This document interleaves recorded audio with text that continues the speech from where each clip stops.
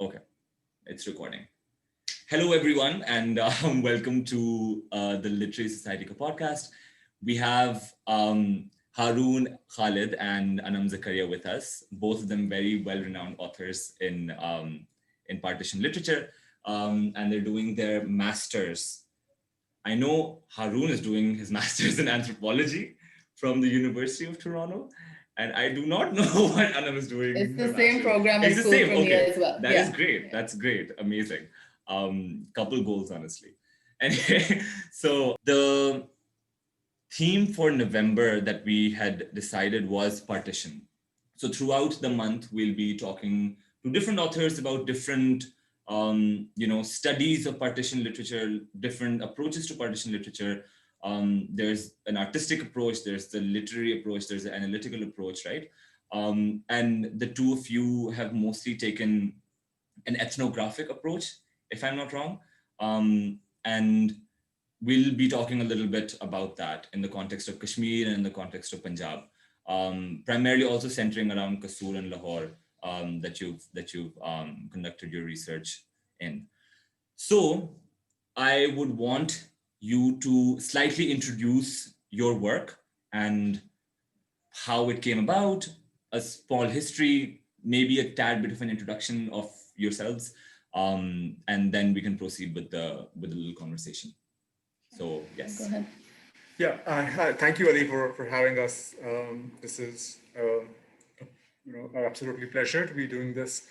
So my name is Haroon Khalid. I've completed my master's now. So Oh, amazing. Okay. so I decided to go back to school after 10 years, and I just finished my master's in anthropology. But having said that, I've been doing ethnographic work for the past 10, 11 years, and 12 years in Punjab primarily, because that's where I'm from. So I'm from Lahore. So a lot of my work is rooted in Punjab, rooted in Lahore. I began with Lahore, so I began a series of articles that I would write in local English newspapers about history of Lahore. And my interest and my focus right from the beginning was non-Muslim history of Lahore, because at that point, we were not really talking about non-Muslim history of Lahore or Punjab for that matter in popular mainstream media. And in mainstream media, I mean, this is about 15, 10 years ago, when the Kartarpur corridor had not happened and the Sikh renovation and, money was not given to Qatar's Raj. So at that point, it was still sort of like a taboo to talk about non-Muslim history of Punjab. So that's what I wanted to do. I wanted to explore this history and sort of talk about it in a mainstream medium. And over time, so I began from Lahore. I started writing about Lahore, but over time, I was working with Citizens Archive of Pakistan. So Anam and I had the privilege of starting that office in Lahore.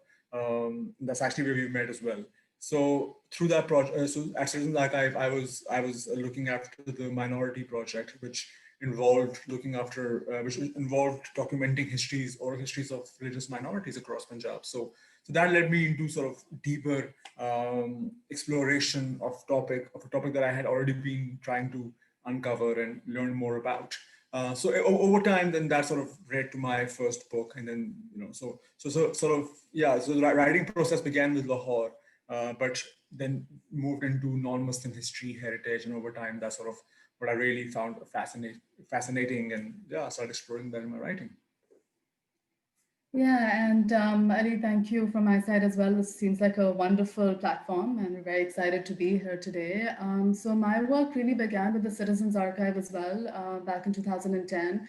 I was heading the oral history program in Lahore, and that's when I think I started to come across these narratives while I was sitting with partition survivors that showed me how little I knew about my own history and how little, status narratives and how little textbooks really tell us about people's experiences.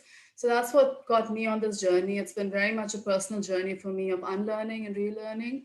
My work began in Punjab with partition survivors, but after I did that, I realized, if I need to understand partition, I can't do that unless I understand Kashmir better.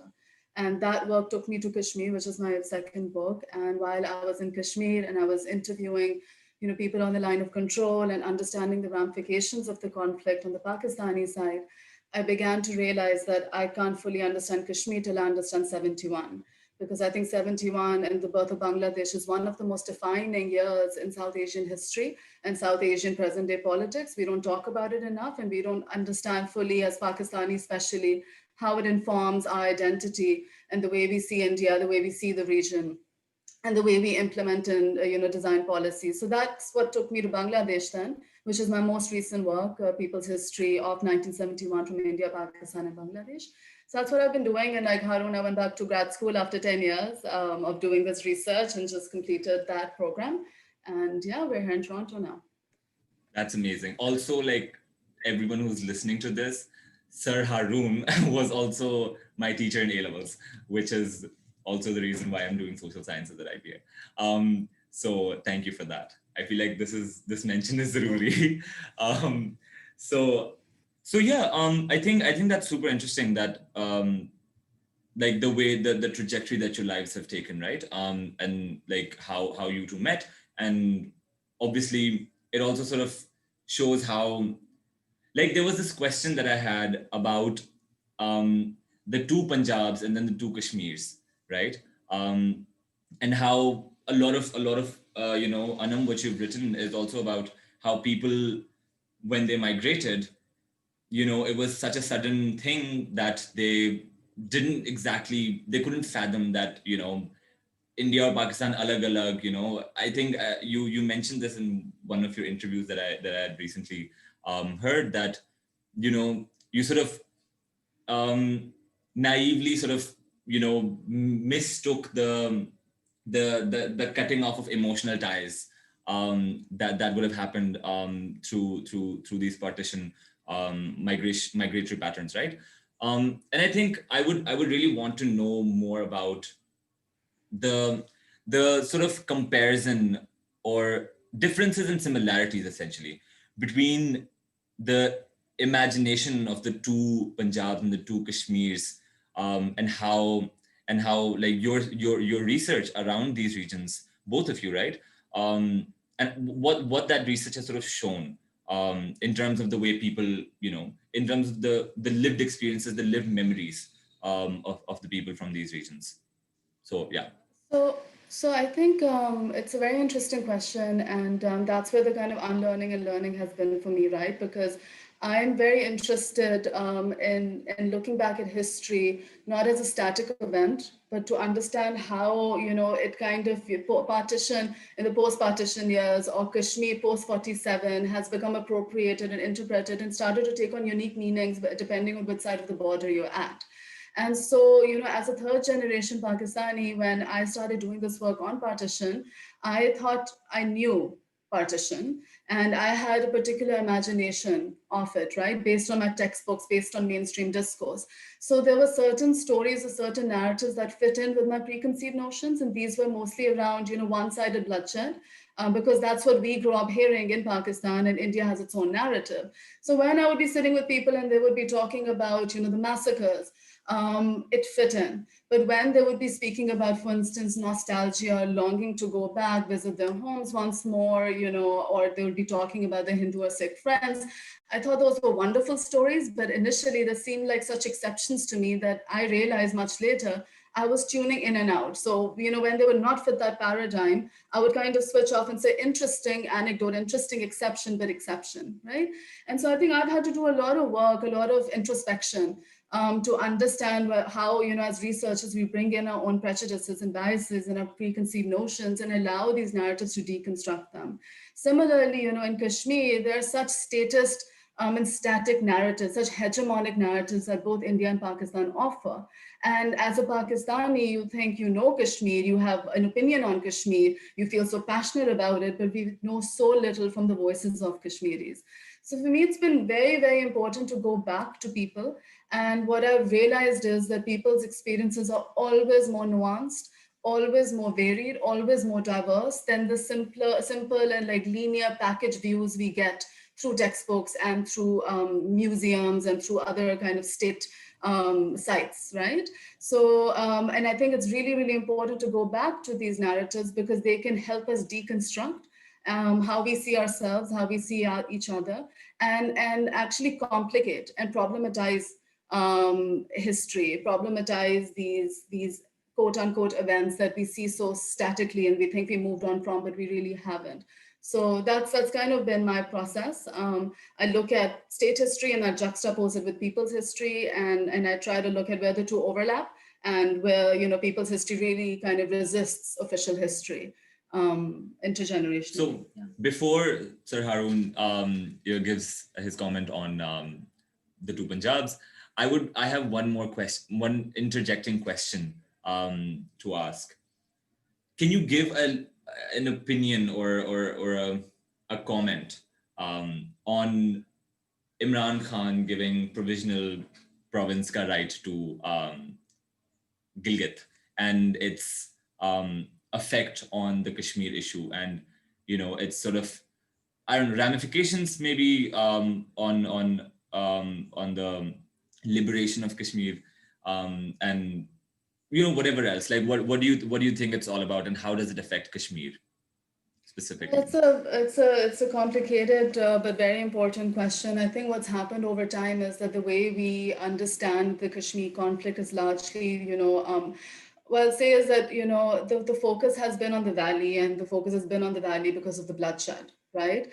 And over time, what's happened is that other parts of the region, right, like Gilgit-Baltistan, HAK, Ladakh, Jammu, tend to get sidelined in the conversations. And partly that's because of the violence, but partly that's also because of how, you know, India and Pakistan see the region. So Kashmir gets reduced in a sense to the valley, and we don't understand and we don't realize often that all the other regions are also, you know, impacted by the conflict, and you know, they have their own kind of experiences with it. So this is a very, very diverse region with diverse identities, diverse grievances, diverse aspirations, and there has long been a movement in Gilgit, you know, to get provincial status, and the reason is because then it allows them to have access to certain rights and provisions that you're not afforded, you know, as a disputed kind of state.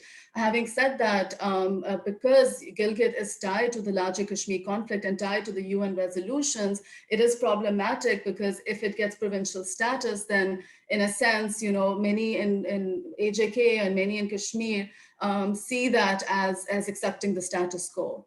So I think what's most important really is to ensure that Kashmiris, and when I say Kashmiris, I don't just mean, you know, Kashmiri in the ethnic sense, but also in the political sense. So everybody who identifies with the, you know, Kashmiri identity and with the state, with the erstwhile state, you know, is included in that dialogue. You know, it's not an easy dialogue because these regions have been so divided purposely, you know, over the years. And so they are very, as I was saying, very different kind of politics and aspirations, but it's essential that they are driving whatever happens in the region. And these decisions are not taken from a top-down approach, from a hegemonic approach. So I think that's critical for me. And that's often not happened. Both in India and Pakistan, Kashmiri voices are always sidelined.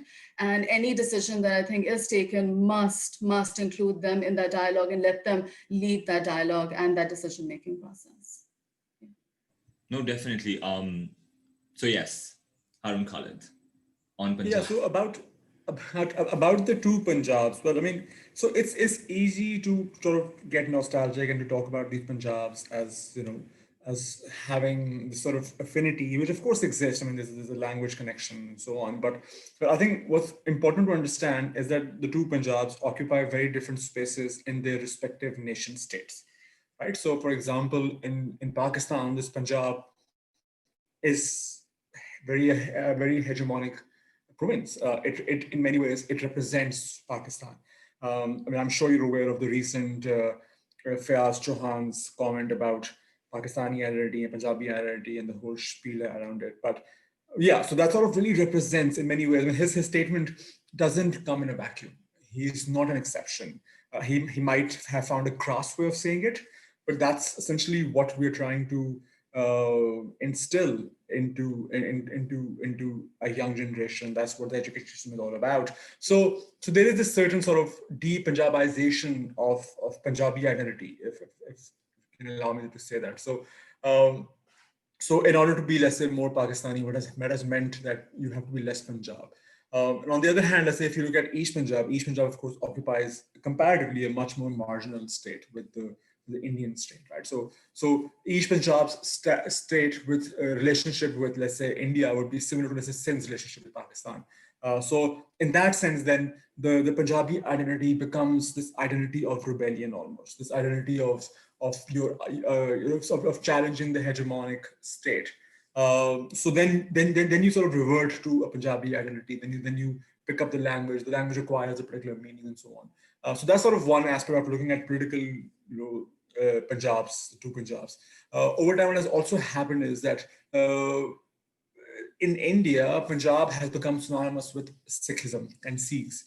So in that Punjabi and Sikh is almost the same thing if you talk about in the context of East Punjab. I was talking to this Hindu Punjabi woman the other day, and she was talking about how it's completely an anomaly to be considered to be a Punjabi and a Hindu. So that's sort of something which has happened over the years. Of course, that has its roots in the colonial policy, the colonial education policy, where Urdu became the language of the Muslims, Hindi became the language of the Hindus, and Punjabi became the language of the Sikhs. So Punjabi identity essentially is what is in East Punjab, at least, which is strongly associated with Sikhism and Sikh history and Sikh language, whereas in Pakistan, you have the hegemonic Punjab, and I'm not taking that away. I mean, Punjab is powerful, it's rich, it's politically, but the Punjabi identity is marginalized, and that is marginalized so that Punjab can become powerful. So, I mean, there's a lot of talk about the military state from Punjab as well, right?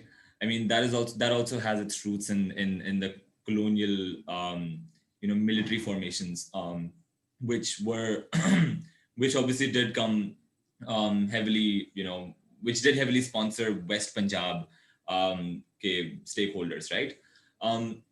So I just want to know, like, in the context of partition and Punjab and migrations and Muhajirs, right? And the Muhajirs who stayed in Punjab and then the Muhajirs who came towards Karachi. What role does Punjab or the state, whether you consider deep state or just the state, the manifested state, selected state, what role do you think that had played specifically at the time of the partition? Yeah, see, if you look at the history of partition, like how Punjab and, let's say, how Sindh or UP for that matter manifests is very different. So, for example, I think it was Yasmin Sakia, right, who talked about the long partition. Sorry, Samidar. She's also coming to the podcast soon. Oh, wonderful! So she talks about long partition, and she talks about how the two states of India and Pakistan agreed that there will be migration from Punjab to Punjab, but there was no agreement. So the Pakistani state, right from the beginning, did not want any migrants coming in from UP. So the Muhajirs who eventually, so the Urdu-speaking Muhajir, as we broadly categorize them, I mean, of course, they're also diverse identities, but they become now one political identity of Muhajir, Urdu-speaking. So how that identity becomes politicized and how that identity emerges in Sindh has to be seen in that context where Pakistani state said, we don't want you to come here. So the Pakistani state right from the beginning was antagonistic to the Muhajir, Urdu-speaking Muhajir who were coming from UP, but whereas migration that was coming in from Punjab was something which was seen as much more acceptable to the state, right? So because there was an agreement with India, so there were much more plans to settle them. I mean, having said that, I mean, yes, so there is, I feel like if you actually go into depth and do some ethnographic work, there are still cultural, political, social differences between Muhajirs, and I'm doing quote unquote here because it might be a podcast, so we don't know. So there is this sort of quote unquote difference between Muhajirs, Punjabi Muhajirs, and the indigenous original Punjabis, quote unquote, who were living in Punjab earlier. But because the Muhajirs, the Punjabi Muhajirs were scattered, so they did not end up living in one city or one area, one locality. So that political identity did not really emerge in a way in which the Muhajir Urdu-speaking identity emerged in Karachi. Also, there was not as such the same sort of opposition to them. There was much more integration. So even though those identities still remain very, very bifurcated, they are not completely melted as one would imagine. They are still very different Punjabs. Punjab is also not one monolithic identity, but it's still not as politicized and as problematized, as problematic as the Mahajar relationship with Pakistan. So when you sort of talk about this idea of the indigenous Punjabis, or like, Quote unquote, the yeah. quote unquote, yeah. Like there was this question. I was reading this book called Lahore in the Time of the Raj, by Ian Talbot and Tahir Kamran, yeah. And what Lahore sort of possessed was this immigration into Lahore from other parts of India and around the world, right? And how they became, a part of the culture, a part of the society, how they formed these historical lineages, and how sort of, all of these different people essentially came in, right? So like it might be a silly question, but how does a pre-partition immigration into Lahore conform, or form those identities as Punjabi, or do they form those identities as those immigrant identities as Punjabis? Then, as compared to the post-partition migrations, right? Yeah, so I mean, as far as my understanding is concerned, so a lot of migration that was happening into Lahore pre-partition is happening from Punjab. So there is a certain cultural linguistic overlap. Having said that, I mean, we also know that any broader national identity is a crafted, created identity. It's not organic. So what does it mean to be a Punjabi in a village, let's say, unconnected, disconnected from everybody else? So I think the Punjabi identity in that sense, Punjabi nationalism didn't really emerge at all, because what we had was communal identities. So I mean, it's also, one can raise a question that can we talk about Punjabi identity, because there was none. I mean, you can talk about Bhagat Singh, for example, or you can talk about Udham Singh, so who sort of talked about Punjabi identity, but for them also this Punjabi identity was subsumed by this larger pan-Indian identity. So I would say that there was actually, as far as the political Punjabi identity was concerned, there was no political Punjabi identity. That Punjabi identity was very early on fragmented into multiple communal identities. Yeah, so I mean, I don't know if that answers your question, but I mean, we would have talked about Punjabi identity if there had been a Punjabi nationalist movement, which really didn't happen. Punjabi identity it never really emerged in that sense, like Sindhi or Pashto identity. Would it be possible to say that a strong Punjabi nationalistic identity only started to emerge post-partition? In Pakistan? Yeah, in Pakistan. Yeah, I don't think Punjabi national identity has emerged in Pakistan. Okay. And it once again because the political contingencies were such that it didn't require. Because a strong Pakistani, so because you had to have a strong unitary Pakistani identity, and for that, because Punjab was at the forefront of forming and creating that identity, so there was no space for Punjabi identity to emerge. You have to understand that, so Sindhi identity or Balochi identity, or let's say even the Pakhtun identity or Hazara identity or even Kashmiri identity, they emerged in reaction to a certain hegemonic relationship, right? So that's what I was going to say, that so since there is a hegemonic, it's a reaction, right? The creation of a Sindhi, Balochi, Pakhtun, Kashmiri even identities, right? Yeah. As a reaction to the hegemonic Punjabi, so I think, doesn't it then become like an assumed Punjabi nationalism when people from outside of Punjab are reading Punjab? So in that way, would you consider, an assumption of a Punjabi political identity? You want to jump in?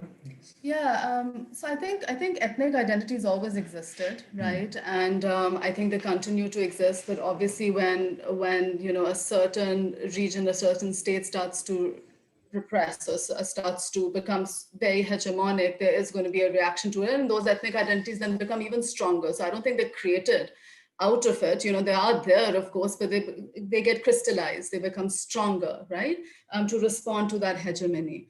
So yeah, I think I'll echo what Haroon said. I understand your question. So then, Punjabi identity becomes this dominant identity, but I think Punjab has had to kind of give away its culture, its language, it's even its ethnic identity in a sense, in order to become that hegemonic state. So take up Urdu, for instance, do not speak Punjabi. So when we say that, Punjab dominates, it's not Punjabi culture as such dominating, right? But that synonymous kind of relationship between Punjab and Pakistan and what Pakistan is supposed to represent. So who becomes then a loyal Pakistani, right? And we, from outside Punjab, I understand that that's seen as, Punjabi is seen as the loyal Pakistani, but the Punjabi is only a loyal Pakistani because the Punjabi has shed away the Punjabiness in order to become this purified, quote unquote, Pakistani. I feel like that should be a disclaimer, right? Like Punjabi identity, when we're talking about Punjabi identity, it doesn't necessarily refer to the Punjabi culture per se, especially in such discourses. Just right? to sort of add on to that, I mean, can you imagine this happening in KPK or Sindh, where the information minister says that this Punjabi, I don't give a shit about this Punjabi identity, and he says that this Punjabi, I would trample this upon this Punjabi identity. I mean, and he's the information minister of Punjab. Like, can you imagine a Sindhi minister getting away with that, or a KPK minister in KPK getting away with that? But in Punjab, he does, and that's essentially so. I think it's a great question, because that's how Punjabi identity is seen. But usually, Punjabi identity is seen synonymously with Pakistani identity outside of Punjab, and of course, it's also problematic to talk about Punjabi identity and the marginalization of Punjabi identity, where Punjab is at the forefront of marginalization of other identities. I completely understand it's a problematic thing to say, but then of course it goes down to how do you define identity and how do you define nationalism in that matter. Yeah, no, definitely. I think, following this train of thought, I really want to know, as discussed earlier, I did notice some patterns of decolonial writing, right? A kind of decolonial approach to post-partition writing in a way that you didn't necessarily romanticize, your literature, your work, where you're even, so like Anam, in your book, you specifically, create this cautionary statement that you're not going to say Azad Kashmir, you're going to say like Pakistan-administered Kashmir and then Indian-administered Kashmir, right? Just to it's sort of a way of producing a kind of unbiased, unromanticized, work or a reference to the Kashmiris and to that region, and I'd want to know more practices like methodologies or I don't know, historiographically or ethnographically, what's your approach to understanding, as a lot of history students will be watching this, right? Because you're popular with the history folks. So they would really want to know how you went about researching, how you went about reading Partition, as it were, or how you went about unlearning and learning Partition and Partition histories, and what kinds of problems you faced, right? And what kinds of critiques you developed out of your own discourse. So yeah, it's a question for both of you. Yeah, do you want to go ahead? So yeah, thank you for asking that question. So I think it's really important for me as a researcher to know that there's no one kind of set formula, right? And I'm still learning. So the learning kind of never stops, okay? So once you go into the field, you might have preconceived notions, or once you're there, you have to open yourself up to new possibilities, right? If you don't do that, your research it's going to be very problematic. So I think most of my learning is in the field, and the approach that I've taken, so I use oral histories. And so, these are essentially long form interviews, but I think it's very important for me to be tuned in both to what is being said and what is left unsaid. So silences are very, very important for me, not just in texts, but also in people's expression, right? And what they choose to share, what they do not choose to share, because I think that says so much. So I think that's an approach that I take, where I go and kind of sit in with people. And I have trained as a counselor as well, which I think is so fundamental to the way I approach the work now, is to listen to the pauses, is to listen to the silences, is to listen to what is being said and what is left kind of unsaid. That's definitely an approach that I take. I think that I'm very aware that my work is still biased. I don't believe in unbiased. I don't believe in objective research. That's not the kind of, that's not an aspiration I have. I don't go into the field to uncover new facts, right? I go into the field because I want to understand how those facts impact people, right? And how those facts, what meaning people give those facts, how those facts kind of change over time, how they're appropriated, how they're interpreted in unique ways. So I'm very interested in the post kind of event understanding of the event, right? And so I can't say that just because I choose to use a certain terminology, or just because I want to do, I want to go beyond status narratives, that I come out with a unbiased research. It is always influenced, right? But I think we need to be aware of that. We need to really own that. So the approach that I take even in my books is that I share, as somebody is kind of narrating the experience to me, I share the questions it's raising for me. I share the way I'm starting to question my own kind of textbook history, right? I share the discomfort maybe that's coming up for me, right? And those questions don't need to be solved, but they need to be raised, because I think questions then force other people to also be curious and to ask. So that is something that I think is very important for me in my writing, not just to share the narrative, but also my experience with the narrative. And for instance, if I'm sitting in Kashmir, what does it mean to be telling these stories to a Punjabi, right? Being aware of that. Okay, because if somebody else goes in, somebody else is doing that work, it's going to be a very, very different kind of sharing. So that kind of awareness needs to come in. But I think that the minute we feel as researchers that now I have produced unprejudiced work, or I have shunned all my biases, I would find that very problematic, because as I was mentioning earlier, right, my work has been very organic in the way it's kind of grown. Punjab took me to Kashmir, Kashmir took me to Bangladesh. So there's always learning. Once you get into the field, you realize how little you know. And I think it's important to always have that lens of not knowing. Yeah, I mean, just to sort of also elaborate on what Anam is saying, I think one advantage that I had, and I'm sure Anam will have a very sort of similar experience, is that we were not really working within an academic institutional framework, right? So, I mean, if I was, let's say, going in from a particular history department or anthropological department, then that would have set certain limitations upon the kind of frameworks and theoretical methodologies that I could have used. So a lot of times my methodology, for example, developed very organically, as Anam said. So let's say I was bringing in my ethnographic, lens, and then there was this historical lens. Then, of course, there was this journalistic lens, which I brought in. Then there was this travel writing, sort of whole literature of how travel writing has been done over the past few years. And then travel writing without traveling a lot. So just sort of traveling, also thinking about travel writing, not as a physical travel, but also as a spiritual, not a spiritual, but spiritual or like internal travel. So what kind of impact does a place have upon you when you go there? So what language do you communicate? How do you communicate with a particular place? And what is that place trying to say in that broader context? So a lot of my methodology then developed within the genre of, let's say, travel writing and ethnography and history. So there's a lot of mixing, matching, sort of coming up with my own. Of course, you've read the book, so unlike a lot of academic works, Anam and I, we both don't categorically say that this is the theoretical framework we're following, this is the methodology we're following. So it's sort of, the book is also written for audiences outside of academia. I mean, of course, we would love for academics to read the book, but our audiences are different. Our approaches, my approach and our approaches is very different. So a lot of our methodology then emerged from there. But having said that, of course, a lot of our sensibilities do come from our strong academic tradition. I mean, the whole decolonization of literature, understanding colonial history, the impacts. I mean, of course, our work and understanding of a lot of our work is deeply rooted in academic understanding.